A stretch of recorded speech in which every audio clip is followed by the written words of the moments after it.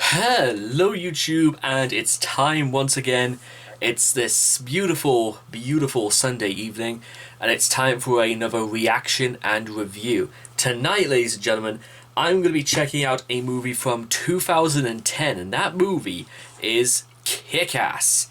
Now, the only things I need to specifically point out about Kick-Ass before we begin, aside from the fact that I know that this has Nicolas Cage and Aaron Johnson, is that this is also based on the Mark Millar comic book graphic novel of the same name.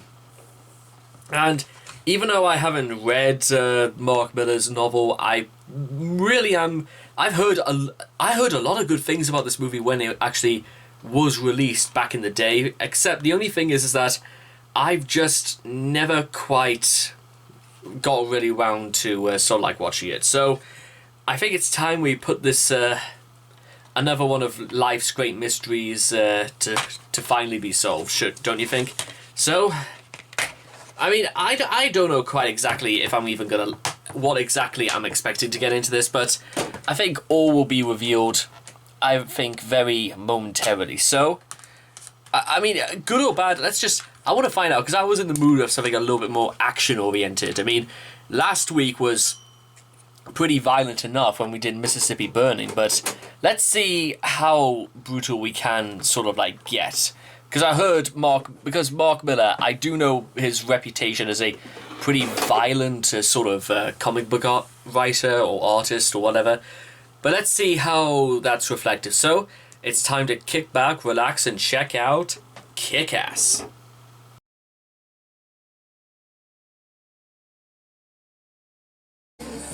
Well, ladies and gentlemen, that was Kick-Ass. Let me just turn this off there, and there we go. So, Kick-Ass, ladies and gentlemen. First thing, I want to get this off the bat right now, just before we go any further. Nicolas Cage. First real movie I can actually say I've actually seen that's actually got Nicolas Cage in, and as far as I can work out, he is one of those people who is trying so hard, but is also not really trying at all. I mean, I suppose really this was kind of like the epitome for Nicolas Cage to play a Batman knockoff in Big Daddy, but the problem is that Nicolas Cage, it's, well, okay, I think it sort of fits in with this sort of movie, fits in with him. Because Kick-Ass, I've got a few problems I want to get off the bat right away. And maybe it's because it's got more to do with its source material. Maybe not just because Matthew Vaughn, I mean, I've heard of the name Matthew Vaughn before, and I've heard of it maybe somewhere else, but I can't quite tell you what other movies he's directed. I know he's done other work. It's just I kind of recognize the name, but I don't recognize where else he came from. Now, here's sort of one of the issues I have with this movie, and we'll do this step by step. Aaron Johnson as Kick-Ass, as Dave Lewinsky, it's not a bad decision to make, but the problem is that I think it's more to do with the story. Now, the movie basically begins with Dave lamenting why doesn't some people just become superheroes like they read in the comics. So you might think to yourself, well, maybe it's tackling an issue regarding the entirety of, maybe it's going to be a deconstruction of the superhero genre. Maybe that's what they're going for. I.e., they take things down and they talk about them in detail, should superheroes use violence, aka what's so funny about Truth, Justice, and the American Way, or Superman versus the Elite, which is just the animated film based on the same comic. However, by about the 22-minute mark, it doesn't quite go that way. Dave ends up getting attacked by carjackers. He gets run over, and we're almost immediately introduced to. Well, I think one of the biggest things, and I can't tell what it is. It's that the problem is that it's kind of a little bit too. It's the violence in the movie is, it's very weird to describe the violence. It's that it's comical, but it doesn't disguise the fact that it's quite violent. It's more comical. It's when people get punched or when somebody gets shot, it doesn't necessarily feel as if like there's like weight behind it. It feels as like, I think it's because they're like either blaring music or there isn't like much in the way of really seriousness happening because I somehow don't quite take this as seriously as I should, and maybe that's got to do with Nicolas Cage, or maybe it's the fact that realistically the movie should have really centered around Hit Girl, if you ask me. I mean, Hit Girl's the one with the more interesting is the one who has the more interesting interactions. This 10-year-old kid who's Mindy, who's been brought up by her dad, who just came out of prison for being falsely set up as a drug dealer. Then she goes under rigorous training. The first scene we have her with Cage, she gets shot in the chest to practice, you know, how to sustain being under fire. This is, I think, there's only one other time this actually does happen in the movie, but it still seems very, very strange that the way they planned it all out, just to have Mindy getting shot all of about maybe 5 times in this movie. And yet, so ironically, when she gets like punched in the face by Frank, it literally she looks stunned and winded from just taking one punch to the face, and Mindy gets shot is basically is getting shot at a lot in this movie. So I'm not entirely sure what's up with that. I mean, because the thing about her like nearly getting killed in the end by Frank, only for Kick-Ass to shoot a bazooka. You see, I think that's the biggest issue, is that they are so over the top with the violence in this movie. It's not like you've watched the same movie that started off with why don't people become superheroes, and then there's then there's this part where Kick-Ass gets basically beaten and then stabbed, and basically he's been left for dead in the middle of the road, and everything slows down, and it looks like they might just do it that he might not pull through, which for me, I think that's quite interesting. Maybe he'll go through like maybe rehab, or maybe he'll go through what exactly does he want to do next, or maybe he just wants to put put away his wetsuit again and his batons and focus on other areas of being a superhero. And then maybe years later he'll be caught. And listen, I've never read Kick-Ass, and maybe because obviously Mark Miller had a hand in producing this movie, maybe that's the problem. It's that it almost turns into just a generic little dumb action film, and that's kind of what Kick-Ass is that I think there's like a difference in film between a superhero movie, which is, you know, you got your Superman, you got Spider-Man, you got Green Lantern, you got you got all that good stuff, and then there's the difference between an action film, let's say Die Hard or Die Another Day or something like that, where it's a bunch of really sour-faced looking burly guys shooting each other over past things, over past disputes or whatever it might be. Really, it's kind of like trying to blend the two, but unfortunately, since nobody has, well, apart from Kick-Ass, who has slightly toughened nerves as a result of, you know, being basically beaten half to death, so I don't really know if you could technically call that a power, having basically plates put all over your body. I mean, he calls it's like Wolverine, but those were his words, not mine. Nevertheless, it looks a little bit hard to believe, and an audience is, the movie hasn't got a problem with contriving the audience into stretching their suspense of disbelief. I mean, why can't we have an over-the-top film about where basically a little 10-year-old girl is slicing and dicing, shooting holes through dozens of people, her dad being Nicolas Cage, and dressing up like Batman, is that it's silly. It's both silly, but it's not really done in sort of like a little tongue-in-cheek way. They build this up that it's a long, very convoluted sort of little quest for revenge.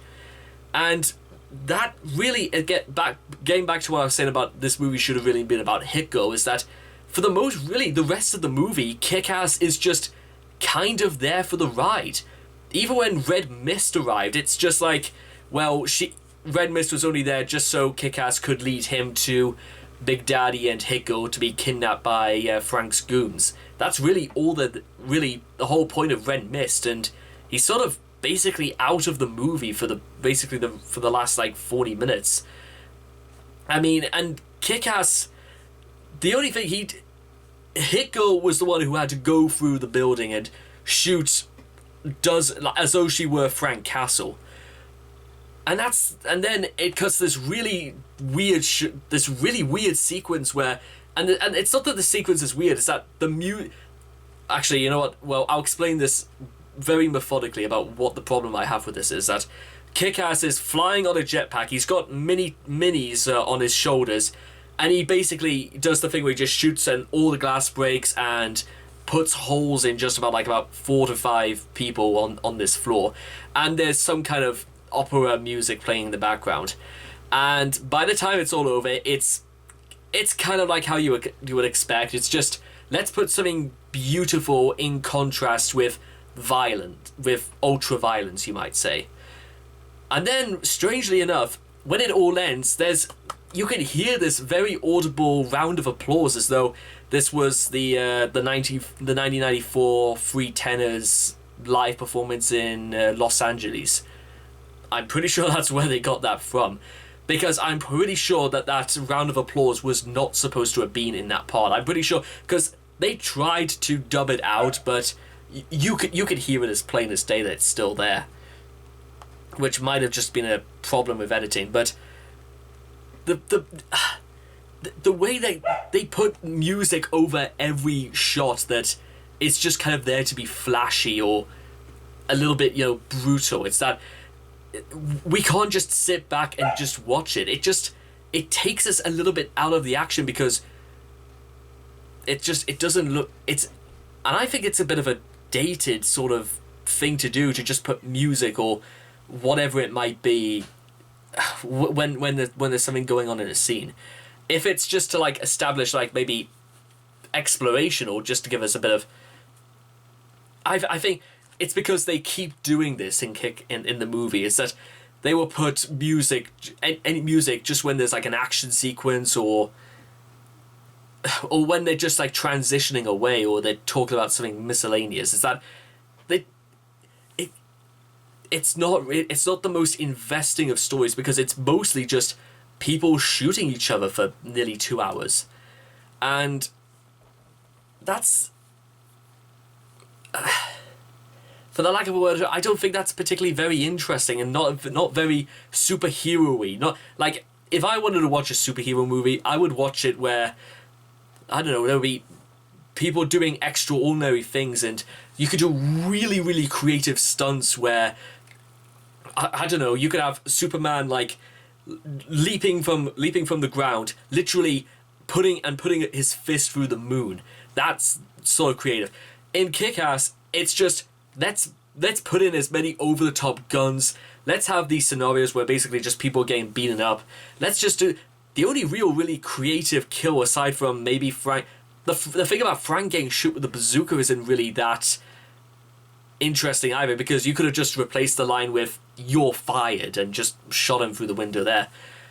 Apart from like maybe one goon who got like roasted to death in some sort of like lumberjack microwave, there's no for a movie that talks about like superheroes and saying that why does anybody want to be something this fantastic, they don't do a lot of fantastic things in this movie, and that's a problem, because it's not very I mean, that's really the story. It's just Big Daddy and Hit-Go out for revenge against this this crime lord, and Frank is not interesting as he's not interesting because he just kind of like, he sits back, sometimes he talks to his son, and that's it. There's just, he's not interesting to look at. He doesn't have any really interesting qualities. I'm watching it and I'm kind of like, okay, well, okay, I guess. That's the problem, is that the longer you watch, you just realize people get shot or whatever. It's not very interesting a premise. And that's my honest take from this movie. Now, the cinematography is fine, I suppose. The action sequence, again, are just kind of okay, I guess. Because, again, for the most part, if it's just people just shooting each other, you can't even get any, like, martial arts or anything there. You couldn't, like, maybe come up with a hero that had some interesting... Red Mist doesn't even really do any action in this movie, and I understand... I'm going to go on a limb that maybe in Kick-Ass 2 he does a little bit more, but it's... I've got no other words to say, guys. I was not really that interested. I'm not even sure if I would even be interested in the second movie, to be honest, because it was such an underwhelming little number, and who cares if... Well, it's pretty obvious that Hit-Go was always going to, get away in the end by murdering Frank, but the way they led up to that, had Hit-Go basically killed everyone in her path, and then she just goes down after like one punch to the face, and it's down to Kick-Ass to just save the day. I don't know why, but it felt like Hit-Go did a lot of the work, and they had to make this movie still revolve around Kick-Ass, and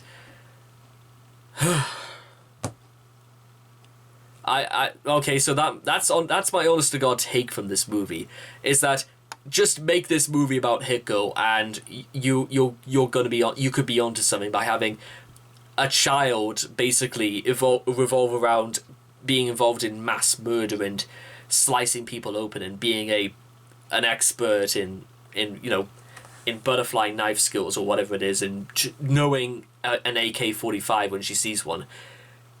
But aside from that, again, Aaron Johnson just kind of like is the geeky superhero like lead, and he gets tougher in the movie, but that's only because he's got more weapons to use when he's not being kidnapped. Even his plotline with this chick who I can't even remember just goes nowhere. They have sex behind a dumpster, and there's nothing more heard from her at the end of it. By the end of the movie, she's just making out Kick-Ass, and that's it. The movie is has almost wants nothing to do with these characters once everything's said and done. It's just it feels like we could have just you could have like skipped to the end of the movie in like the last 5 minutes, and I'm not entirely sure you would have missed much aside from maybe the opening 10 minutes. So, and that's like a very big issue where you could just watch the beginning and then skip towards the very end, and that's it. I mean, hell, I've got an issue. I've got my full graphic novel of Watchmen, all 12 issues, and I can tell you categorically, you cannot just get to read the first and then the last issue and go away feeling as if, well, at least we know how it ended. You can't... Movies should not work like that. Speaking of, actually, I do have a copy of 2009's Watchmen by Zack Snyder, I think, because I'm pretty sure, didn't Watchmen came out a year... I mean, I haven't even seen Watchmen since I got it, and it was meant to come out a year before Kick-Ass, so... I mean, I would say I wanted to watch Watchmen, but the problem is that I've read the novel, the graphic novel, nearly 50 times since I got it, and that was nearly 6 years ago now. But maybe that's why I should want to watch the movie, actually, because, for the lack of a better term, then At least it's based on something I'm familiar with, and maybe something that will get me to just go back and read it again, or maybe buy the black and white edition. It's literally just the same comic, but just they did it in black and white. I wouldn't mind that much because nothing else about the thing changes. So anyway, aside from that, my honest opinion about Kick-Ass is I'm glad I saw it once, but I don't think I'll be watching this again. And that's really interesting, the reviews they gave on the back of this. 5-star from The Guardian. A slam dunk James King on fuck James King. Action-packed and hilarious, News of the World. Oh yeah, how well did that go for you, that review there, News of the World? Because they got shut down a year later. In fact, it's coming up to 10 years since the News of the World got shut down. Oops. Well, aside from that, ladies and gentlemen, that is going to be it for my review of Kick-Ass. If you do want me to check out, I might, if I'm a little bit curious, just to see why there needs to be a sequel, because everything is pretty much, aside from Red Mist, I don't know what Red Mist could do. I don't know what he could be capable of. Now that he... Hang on a minute. He has his dad's building. Okay, that's a big problem. They know fine well that Frank was a crime lord, and that... Well, wouldn't police have swarmed the... You would have thought police would have swarmed that building, curious as to why there were so many dead people, and the huge explosion where a human being was just shot at with a bazooka. You would have thought that would have made the police a little bit curious, or the copious amounts of gunfire, or why Kick-Ass is levitating nearly, like 25 stories above the ground. You would have thought the police at least would have noticed that. So, stick a fork in me, I'm done. That just... Yeah. Brilliant, thrilling, deliriously entertaining. I'm not too sure about that. But anyway, guys, that is going to do it for my review of Kick-Ass. I hope you guys have enjoyed this, and I will see all of you guys again in the next movie review. Take care. Bye-bye for now. Oh, and they also mentioned like MySpace a couple of times. Anything that didn't age well at all. Bit like this movie in many ways. Bye-bye.